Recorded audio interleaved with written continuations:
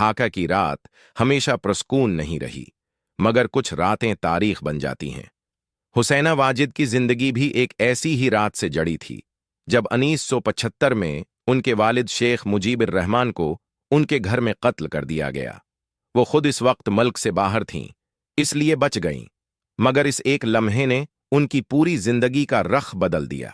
ये सिर्फ एक बाप की मौत नहीं थी, ये एक नजरिए, एक ख्वाब और एक मुल्क के जख्म की अब्तदा थी। इसी दिन हुसैना वाजिद ने दिल ही दिल में फैसला कर लिया कि वो आम जिंदगी नहीं गुजारेंगी, वो इक़्तिदार तक पहुंचेंगी, चाहे उस रास्ते में उन्हें कुछ भी खोना पड़े। बरसों की जलावतनी, खौफ और गैर यकीनी ने उन्हें कमजोर नहीं किया, बल्कि अंदर से सख्त बना दिया। सियासत में वापसी आसान न थी, मगर वक्त ने उनके लिए रास्ता खोला और बलाखिर वो दिन आया जब हुसैना वाजिद बांग्लादेश की वजीर आजम बन गईं। अवाम ने उन्हें उम्मीद की अलामत समझा, एक ऐसी बेटी जो अपने बाप के अधूरे ख्वाब पूरे करेगी। इब्तदा में वाकई ऐसा महसूस हुआ कि मुल्क बदल रहा है, तरक्की के मंसूबे शुरू हुए, दुनिया 2020 में बदल रही है। ने बांग्लादेश को संजीदगी से लेना शुरू किया और हुसैना वाजिद एक मजबूत रहनुमा के तौर पर अभरे। मगर इक़्तिदार एक ऐसा निशा है जो आहिस्ता आहिस्ता इंसान की सोच बदल देता है।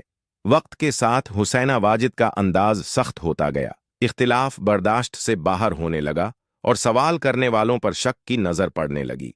हुकूमत मजबूत होती गई, मगर अवाम और हक्मरान के दरमियान फासला बढ़ता चला गया।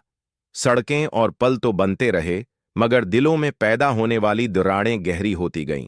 लोग बोलते कम और सोचते ज्यादा हो गए, और यही खामोशी आने वाले तूफान की अलामत थी।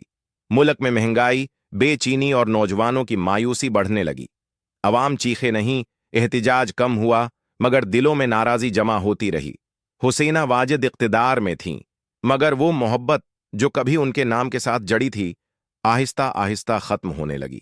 इक़्तिदार के ऐवान महफूज दिखाई देते थे, मगर अंदर खौफ सुरायत कर चुका था, क्योंकि जब अवाम खामोश हो जाएं तो हुक्मरान को सबसे ज्यादा डर इसी खामोशी से लगता है।